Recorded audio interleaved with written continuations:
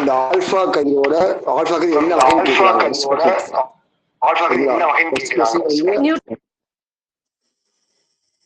இது என்ன வகைன்னு கேட்கும்போது இது புரோட்டான் கதிரா, நியூட்ரான் கதிரா, இல்ல மின்காந்த அலைகளா, அந்த மாதிரி கேட்கலாம். கேட்கும்போது புரோட்டான் என்ன சிம்பிள் 1H1, நியூட்ரான்னா 0N1. ஓகேங்களா? அப்ப இது என்ன கிடையாது, புரோட்டானும் கிடையாது, நியூட்ரான் கிடையாது. ஓகேங்களா? அப்ப இதுல இதுக்கு ஆன்சர் ஆக்சுவலி மின்காந்த அலை. ஆல்பா கதிர் ஒரு மின்காந்த அலை. ஓகேங்களா? இதுக்கான ஆன்சர் அது ப்ளீஸ் ஆன்சர். ஸோ இதுக்கு ஏன் மின்காந்த அலைகள்னு சொல்றாங்க அப்படின்னா, இதோட நிறை எடை ரொம்ப ரொம்ப கம்மியா இருக்கும். அப்ப எப்படி மூவ் ஆகும், இதோட மூவ்மெண்ட் ப்ராப்பர்ட்டி எப்படி இருக்கும் அப்படின்னா லைட் மாதிரி இருக்கும். அதாவது மின்காந்த அலைக்கு ஒரு எலக்ட்ரோ மேக்னெட்டிக் ரேடியேஷன் அதுக்கு இருக்கிற ஒரு ப்ராப்பர்ட்டி, ரொம்ப ரொம்ப முக்கியமான ப்ராப்பர்ட்டி பார்த்தீங்கன்னா டூயல் ப்ராப்பர்ட்டி, ஈரியல்புத்தன்மை.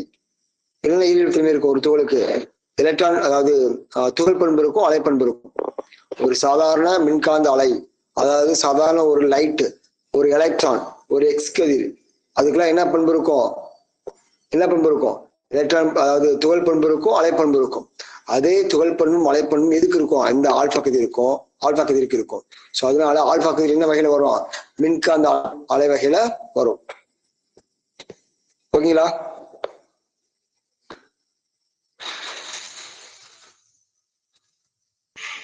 சார் அது காமா கதிரா ஆல்பாவா சார்? காமா தானே சார்? காமா கதிர். Okay sir. இல்ல ஆல்பா கதிர் சொன்னீங்க, காமா கதிருக்கு மின்காந்த அலைகள். ஓகேங்க சார். அடுத்து அதிக ஊடுருவும் திறன் கொண்டது எதுன்னு கேக்குறாங்க. ஆல்பா பீட்டா ரெண்டுமே தானே சார்? இந்த மூணுல எதுக்கு என்ன ரீசன் அப்படின்னா, அதுக்கு என்ன இல்ல, மாஸ் இல்ல, நிறை இல்ல. ஆனா இதுக்கு என்ன இருக்கு, ஹை மாஸ். மூணுல எதுக்கு மாஸ் நிறை அதிகம், ஆல்பாவுக்கு. அடுத்து பீட்டாக்கு ரொம்ப லீஸ்ட், இதுக்கு மாசே இல்லாதது, நிறை இல்லாதது காமா. அந்த நிறை குறைவினாலதான், அதோட நிறை குறைவினாலதான் அதோட ஊடுருவும் திறன் எப்படி இருக்கும், அதிகமா இருக்கும். ஓகேங்களா? ஆர்டர் என்னது, ஊடுருவும் திறனோட ஆர்டர் என்னது, alpha less then beta less then gamma. இதான் ஆர்டர்.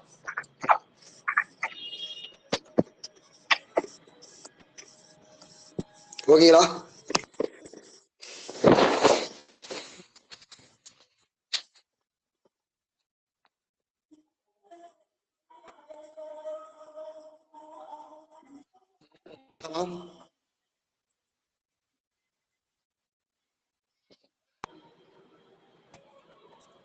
இது தேர்ட் கொஸ்டின். காந்தப்புலத்தில் எது மிகவும் விலகல் அடைவது, அப்படின்னு பார்க்கும்போது இது ஆப்ஷன் ஆன்சர். எது விலகல் அடையாது, இந்த ஆல்பா விலகல் அடையாது. என்ன காரணம், அதுக்கு என்ன கிடையாது, எந்த ஒரு மின்சுமையுமே கிடையாது. அப்ப காந்தப்புலத்தில் விலகக்கூடிய துகள்கள் ஆர்டர் பார்த்தீங்கன்னா இதான். ஆல்பா லெஸ்ஸா இருக்கும் எதை கம்பேர் பண்ணும்போது, பீட்டா கம்பேர் பண்ணும்போது. ஸோ பீட்டாவுக்கு என்ன இருக்கும், காந்தப்புலத்தில் விலகலையும் பண்பு இருக்கும், அதிகமா இருக்கும்.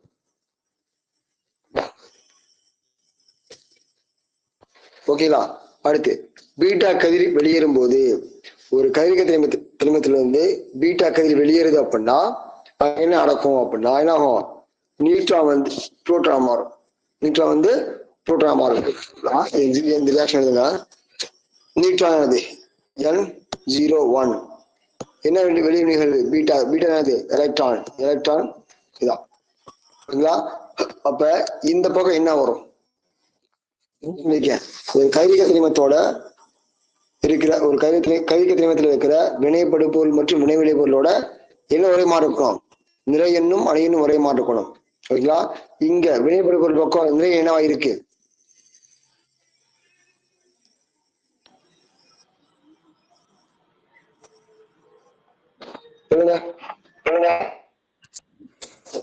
நிறையன் 1 சார். அணியன் கேக்குறேன் மேம். அணியன் 0 சார். 0 இங்கதான் இருக்கு. -1 சார். இப்ப எப்ப வந்து 0 ஆமா? +1 வர்றப்ப வந்து 0 மாறிடும் சார். +1 சரிங்களா. அடுத்து இங்க வினைப்படுப்பு ஒரு பக்கம் நிறை என்னவா இருக்கு? நிறைய என்னவா இருக்கு? 1 சார். 1 வினைப்பொருள் பக்கமா 0 இருக்குங்க சார். இப்போ 1 ஆட் ஆகும் சார். இந்த நிறையன் அதாவது அணியன் 1 நிறையன் 1 எந்த தோலுக்கு வரும்? புரோட்டான் வரும். ஸோ இந்த ரீசன் தான் நியூட்ரான் பீட்டா தோல் நீயத்தின பிறகு எது மாறும்? புரோட்டானா மாறும். Okay, option D is answer. ஓகேங்களா? ஓகே. அடுத்து என்ன கேட்கிறாங்க? ஆல்ஃபா கதிரோட வேகம் கேட்கிறேன். வேகம் எப்படி இருக்கும்? எதோ கம்பேர் பண்றாங்க? ஒளியோட கம்பேர் பண்றாங்க, லைட்டோட கம்பேர் பண்றாங்க. இதுதான் கொஸ்டின். ஒளியோட கம்பேர் பண்ணும்போது வேகம் எப்படி இருக்கும்? ரொம்ப ரொம்ப அதிகமா இருக்கும். ஓகேங்களா? ஸோ லைட் நம்ம விசிபிளா பாக்குற லைட்டோட வெலாசிட்டி வேகம் எப்படி இருக்கும்? எப்படி இருக்கும்? ரொம்ப ரொம்ப கம்மியா இருக்கும். எதோட கம்பேர் பண்ணும்போது? ஆல்ஃபா கதிர் கம்பேர் பண்ணும்போது ஆல்ஃபா கதிரோட வேகம் அதிகமா இருக்கும். எதை விட? வெளிச்சத்தை விட, ஒளியை விட. இது முக்கியம், பார்த்துக்கோங்க. அடுத்து 6th கொஸ்டின். அது இலகு அணுக்களுக்கு, லேசான அணுக்களுக்கு 80 ரேஷியோ வரும். அது கொஸ்டின். ஓகேங்களா? இப்ப நிறைய பார்த்திருக்கோம். அணியன் அணியன் 20 வரை இருக்கிற அந்த தனிமங்களோட நியூட்ரான் புரோட்டான் ரேஷியோ வரும் =1. அப்ப எப்படி இருக்கும்? ஸ்டேபிளா இருக்கும். நிலைப்பு இருக்கும். அதிகமாக இந்த டாபிக் பார்த்துருக்கோம். ஓகேங்களா? லேசா அணுக்கள்னா என்னது? பீரியாடிக் டேபிள்ல அணியன் 20 குறைவா இருக்கிறது லேசான அணுக்கள். அதோட நியூட்ரான் புரோட்டான் ரேஷியோ எப்படி இருக்கும்? =1 இருக்கும். =1 இருக்கும், ஸ்டேபிளா இருக்கும். எப்ப வந்து நியூட்ரான் புரோட்டான் ரேஷியோ 1 இருக்கும்? இந்த ஆப்ஷன்ல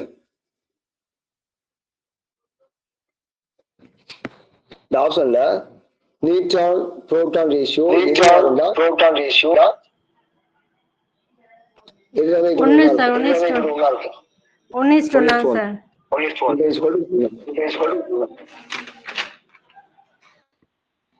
ஓகேங்களா? Okay sir. அடுத்த கொஸ்டின் அது கேட்டிருக்காங்க. சிதைவு இதுல இருந்து என்ன வெளியே போறது? என்ன வகையான சிதைவுன்னு என்ன வகையான சிதைவு கேட்கலாங்க. ஓகேங்களா? இப்ப என்ன இருக்காங்க? Carbon 614 gives nitrogen 714. ஓகேங்களா? பிளஸ் சிதைவுனா வினைப்படு பொருள் வந்து வெளியே போறது அந்த சிதைவு. அப்ப எந்த பக்கம் இருக்கும்? வினை பொருள் பக்கம் இருக்கும். இப்ப வினைப்படு பொருள் பக்கம் எத்தனை அணிகள் என்னவா இருக்கு?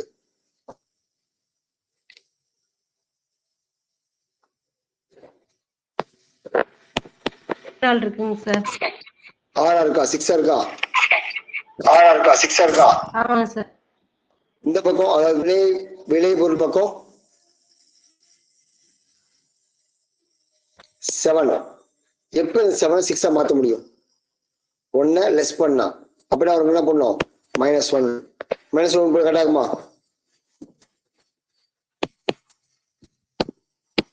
-1 போட்டா -1 6 வந்து.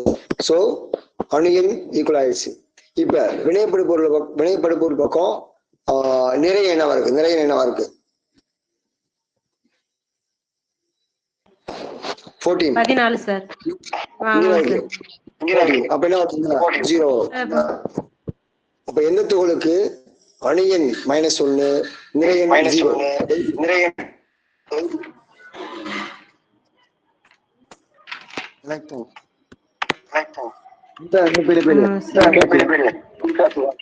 Neutron sir.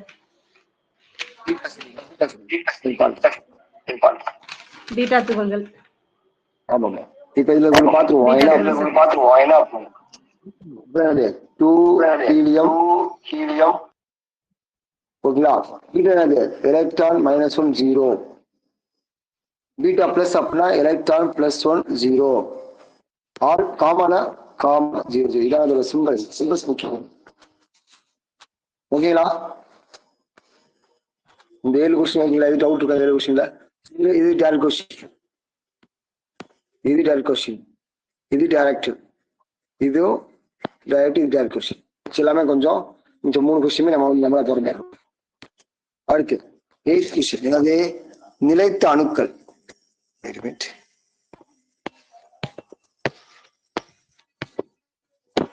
நிலைத்த அணுக்கள் பொதுவாக எந்த பகுதியில் இருக்கின்றன? நான் என்ன பார்த்தோம் அப்படின்னா, ஒரு கிராஃப் வரைஞ்சு இது நியூட்ரான், இது புரோட்டான் சொல்லி போட்டோம். இங்க இருக்கும் இந்த மாதிரி இருக்கும் சொல்லியிருக்கேன். இப்ப என்ன பேரு? இதாவது ஸ்டெபிலிட்டி பார்ட். நிலைப்புத்தன்மை உடைய அணுக்கள் இருக்கிற பகுதி. ஓகேங்களா. இதுக்கு மேலேயோ கீழேயோ குறைஞ்சிரும். ஓகேங்களா. அப்ப நிலைப்புத்தன்மையுடைய அணுக்கள் அல்லது நிலைத்த அணுக்கள் எந்த பகுதியில் இருக்கும்? இந்த ஸ்டெபிலிட்டி பெல்ட். என்ன பேரு? Stability belt. இந்த டயக்ராம் பேர் என்ன பேரு? Serge diagram. Serge diagram R Serge graph. ஓகேங்களா. ஒரு செர்ஜ் கிராஃப்ல நிலைத்த அணுக்கள், நிலைப்புத்தன்மை அணுக்கள் எங்க இருக்கும்? ஸ்டெபிலிட்டி பெல்ட்ல இருக்கும். So option A is answer.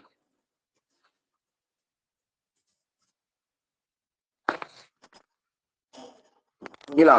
அடுத்து தோரியம் விசை எந்த வடிவத்தில் இருக்கும்? ஓகேங்களா. பார்த்தீங்கன்னா வரிசை இருக்கு. A U N D. ஓகேங்களா. இது என்னது? 4n+3 வரிசை, 4n+2 வரிசை, 4n+1 வரிசை, 4n வரிசை. ஓகேங்களா. அப்ப தோரி என்ன வரிசை? ஏனானது? யூனா யுரேனியம், என்ன நெப்டியூனியம், டீனா தோரியம். அப்ப தோரி என்ன வரிசை? 4n வரிசை. இன்னும் ஒரே ஒரு ரெக்வஸ்ட் என்ன அப்படின்னா, நீங்க கிளாஸ் கவனிக்கும் போது ஹெட்ஃபோன் யூஸ் பண்ணிக்கோங்க. ஏன்னா நீங்க மைக்கால் பேசினா அந்த சவுண்டும் உங்களுக்கு கேட்கும், லார்ஜா கேட்கும். எனக்கு அப்படியே எக்கோ அடிக்க முடியாது. ஸோ அதை கொஞ்சம் ஃபாலோ இருந்தா ஒரு ஹெட்ஃபோன் யூஸ் பண்ணிட்டேன். சகர்த்து 10th கொஸ்டின். 10th கொஸ்டின் என்ன கொஸ்டின்? ஆக்டினியம் வரிசையில் ஆரம்பிக்கும் மூலப்பொருள். ஆக்டினியம் வரிசையில் நம்ம ஒரு டேபிள் எழுதி போட்டிருப்போம், கிளாஸ் அப்போ டேபிள் எழுதி போட்டேன். ஸோ அந்த ஆக்டினியம் வரிசை என்னது? ஆக்டினியம் வரிசை என்ன வரிசை? 4n+3 வரிசை. கரெக்டா? 4n+3 வரிசை. அந்த 4n+3 வரிசையில என்ன போட்டிருப்பேன்? ஆல்பா, அதாவது ஆரம்பிக்கும் துகள், அடுத்து முடிவடையும் துகள் எழுதி போட்டிருப்பேன். ஓகேங்களா. அதுல இந்த ஆக்சிஜன் வரிசையில ஆரம்பிக்கும் மூலப்பொருள் என்னது? Option C, uranium 235. இது ஆரம்பிக்கும் துகள். ஓகேங்களா.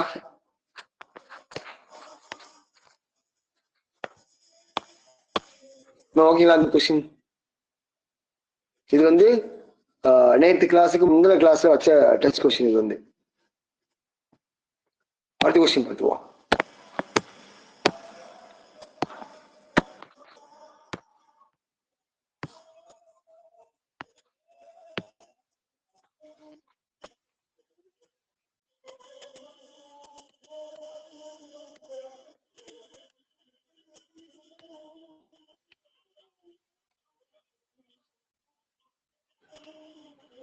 இன்னைக்கு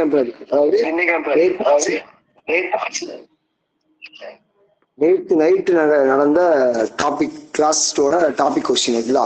ஃபர்ஸ்ட் கொஸ்டின் அது கதிரியக்க சிதைவு விதியை முன்வைத்தவர் யார்?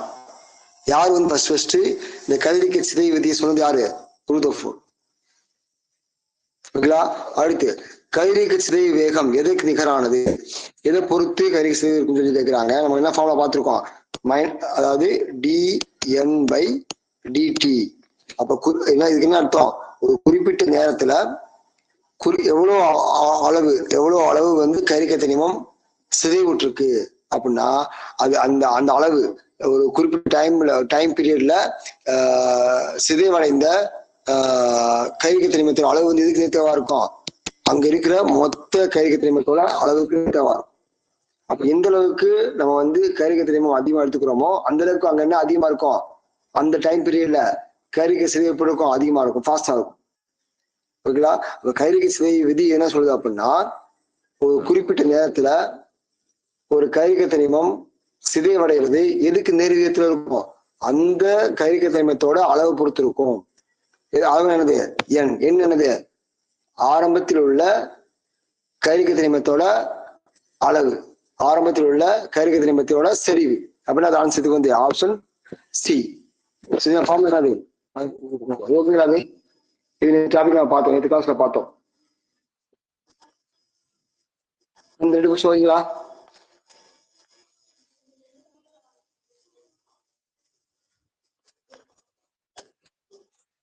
பார்ப்போம். கரிக்க சிதைவு சமன்பாடு என்ன? இந்த சமன்பாடு வந்து டெரைவ் பண்ணலாம் அப்படின்னா n = n0 e power minus lambda t. இதான் எப்படி வரும்? Option A. இந்த ஈக்குவேஷனை நம்ம இன்டகிரேட் பண்ணி ஒரு டைம் டியூரேஷன், அதாவது t = 0 and t = t, இந்த டைம் டியூரேஷன்ல இன்டகிரேட் பண்ணி என்ன பண்ணுவோம்? ஃபைனலா ஒரு ஃபார்முலா கொடுத்துருவோம். இதானது கதிரியக்க சிதைவு சமன்பாடு. n = n0 e power lambda t அப்படின்றது. இதுல n0 என்ன அப்படின்னா ஆரம்பத்தில் எடுத்துக்கொண்ட, அதாவது வினைபுரியதுக்கு முன்னாடி நம்ம எடுத்துக்கொண்ட கதிரியக்க தனிமத்தோட செறிவு. என்ன எண் அப்படின்னா என்ன அப்படின்னா என்னது? குறிப்பிட்ட டைம் பீரியட்ல வினைபுரிஞ்ச சிதைவடைந்த கதிரியக்க தனிமத்தோட அளவு. டீனா அந்த குறிப்பிட்ட நேரம். லேம்டா என்னது? சிதைவு மாறிலி. ஸோ இந்த ஈக்குவேஷனுக்கு, இந்த கொஸ்டினுக்கு சமன்பாடு என்னது? கரெக்டான ஆன்சர் என்னது? ஆப்ஷன் ஏ இஸ் கரெக்டான. ஓகேங்களா?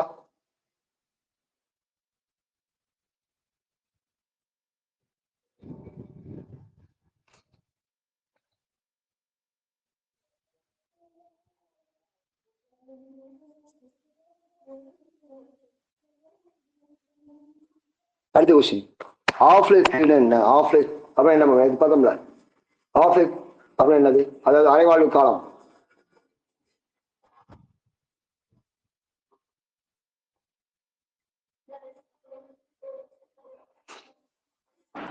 பாதி சிதையும் நேரம் சார். அணுக்களின் பாதி சிதையும் நேரம். அவ்வளவுதான். அதாவது நம்ம எடுத்துக்கொண்ட மொத்த அணுக்களின் அளவாகுது. அதாவது ஆஃப் லைஃப் பீரியட். அப்படின்னா அர்த்தம் ஆப்ஷன் பி, அணுக்களின் பாதி சிதையும் நேரம். அவ்வளவுதான். நம்ம எடுத்துக்கொண்ட மொத்த அணுக்கள்ல அந்த மொத்த அணுவானது பாதியா குறைவதற்கு ஆகும் காலம் என்ன காலம்? அரை ஆயுள் காலம் அல்லது அரைவாழ்வு காலம். சரிங்களா? அதுக்கு அதோட ஃபார்முலா தொடர்பு என்ன சிம்பிள்? T1/2. டிகே கான்ஸ்டன்ட், அதாவது சிறிய மாறிலி லாம்டா. அரைவாழ்வு காலம் அப்படின்னா T1/2. டிகே கான்ஸ்டன்ட் சிறிய மாறிலியானது லாம்டா. ரெண்டு கிட்ட தொடர்பு பார்க்கும்போது என்னது? T of = 0.6931 என்ன வரும்? லாம்டா. இதான் ஃபார்முலா. அப்ப என்ன option? T of = 0.693 lambda. Option B is answer. ஓகேங்களா மேம்? சொல்லுங்க மேம். Okay sir.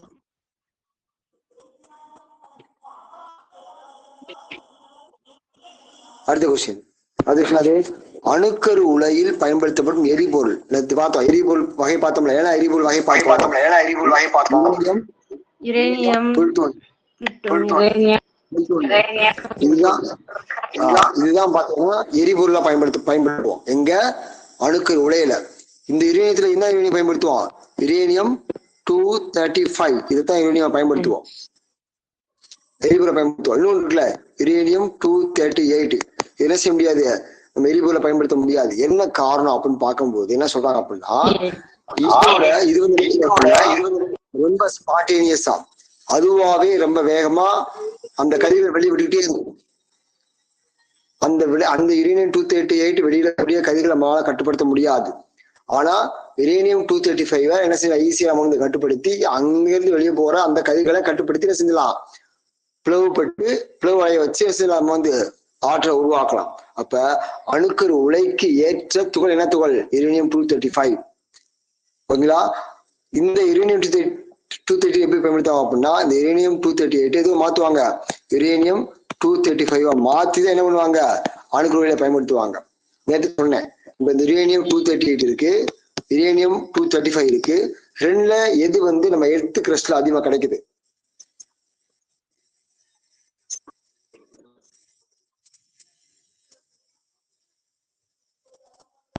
யுரேனியம் 238 அதிகமா கிடைக்குது. 238 தான் சார் அதிகமா கிடைக்குது. ஆனா அதை டைரக்டா யூஸ் பண்ண முடியாதனால 235 மாத்தி நம்ம யூஸ் பண்றோம் சார். மாத்தி யூஸ் பண்றோம், அவ்வளவுதான் முடியாது. அப்ப அந்த 238 235 மாத்திரம்ல அது எங்க நடக்கும், அது பேர் என்ன, பிரீடர். தமிழ்ல சரியா ஞாபகம் இல்லை, நான் வந்து பார்த்து சொல்றேன். இந்த டாபிக் நடத்த சொல்றேன், நீ இந்த டாபிக் நடத்தி முடிக்கல, சொல்றேன். ஓகேங்களா? இப்ப என்ன பேரு, பிரீடர் ரியாக்டர். இங்கதான் என்ன பண்ணுவாங்க, இந்த யுரேனியம் 238 இதை மாத்துவாங்க, யுரேனியம் 235 மாத்துவாங்க. சோ இந்த 6th கொஸ்டினுக்கு ஆக்சுவல் ஆன்சர் என்னது, யுரேனியம் 235. Option B answer. ஓகேங்களா?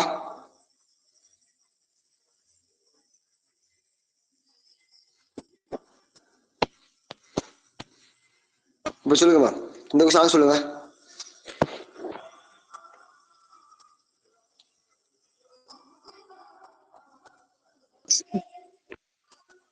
அணுக்கரு உலையில் பயன்படுத்தக்கூடிய குறைக்கும் பொருள், அதாவது கட்டுப்படுத்தும் காரணி.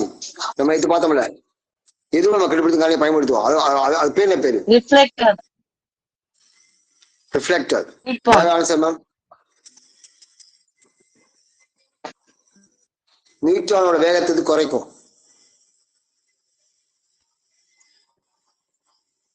நியூட்ரானோட வேகத்தை குறைக்கிறதுக்கு பேர் என்ன பேரு, அது அந்த பொருள் பேர் என்ன பேரு, கட்டுப்படுத்தும் தண்டுகள் தமிழ்ல சொல்லியிருந்தீங்க சார், இங்கிலீஷ்ல என்ன சார் வரும்?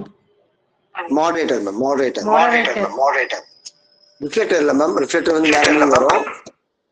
நம்ம தமிழ் இங்கிலீஷ் ஒரு சில தெரிஞ்சுக்கங்க. அதாவது என்ன அப்படின்னா, கட்டுப்படுத்தும் காரணி அப்படின்னா அது என்னது, மாடரேட்டர். குளிர்விப்பான் அப்படின்னா அது வந்து கூலண்ட்.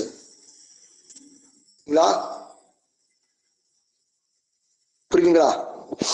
சோ மாடரேட்டர் அது வந்து என்னது, கட்டுப்படுத்தும் காரணிகள். சோ இந்த அணுக்கரு உலையில் நியூட்ரானோட வேகத்தை இது குறைக்கும், மாடரேட்டர் அல்லது கட்டுப்படுத்தும் காரணி. சரிங்களா? அடுத்த 8th கொஸ்டின், அணுக்கரு உலையில் பயன்படுத்தப்படும் கட்டுப்படுத்து காரணிகள், கட்டுப்படுத்து கம்பிகள் எதனால் செய்யப்பட்டது? அந்த கட்டுப்படுத்தும் கம்பிகளை செய்யறதுக்கு நம்ம என்ன எலமெண்ட்ட, என்ன தெரியுமா பயன்படுத்துவோம் அப்படின்னா சொல்லுங்க. Option B answer. அடுத்து 9th கொஸ்டின், அணுக்கரு உலையின் முக்கிய செயல்முறை எது? அணுக்கரு உலையை என்ன பண்றோம், ஒரு யுரேனியம் 235 ஏதோ சுமத வைக்கிறோம், நீட்டில் வச்சு மோத வைக்கிறோம். மோத வைக்கும்போது என்ன உருவாகுது, பேரியம், பொட்டாசியம்,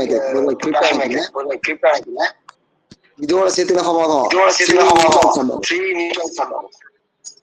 அப்ப இந்த மாதிரி ஒரு யுரேனியத்தை ரெண்டா பிளக்குறோம். அப்ப அந்த பிணைப்பு என்ன பேரு, அணுக்கரு பிளப்பு வினை.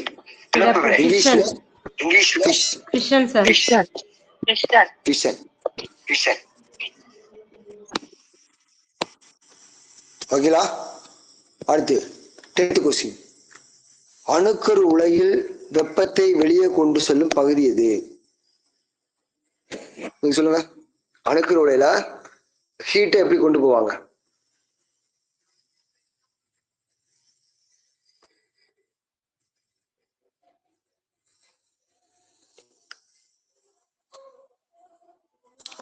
என்ன பண்ணு, ஃபர்ஸ்ட் அணுக்கரு என்ன உருவாகும், வெப்பம் உருவாகும்.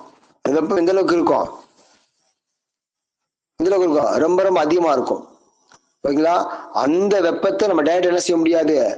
நம்ம வந்து ஒரு லிக்விட் சிஸ்டத்தை ஹீட் பண்ணி அதை கொதிக்க வச்சு அதுல இருந்து உருவாகிற நீராவிய எங்க கொண்டு போவாங்க? ஒரு டர்பைன் கொண்டு போவாங்க. டர்பைன் சுத்துறது மூலம் என்ன வருவாங்க? நமக்கு வந்து அந்த இயக்க ஆற்றலை ஏதோ மாத்துவாங்க, மின்னாற்றலை மாத்துவாங்க.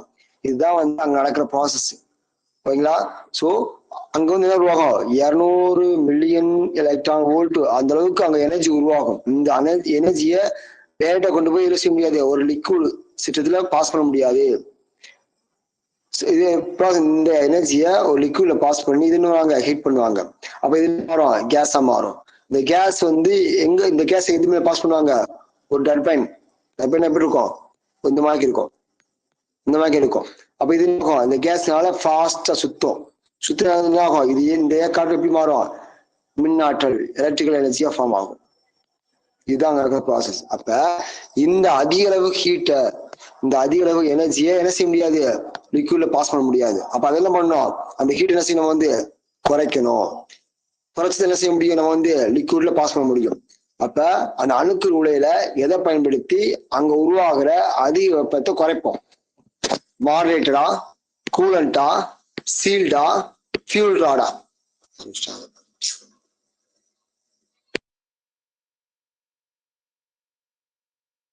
அதுதான்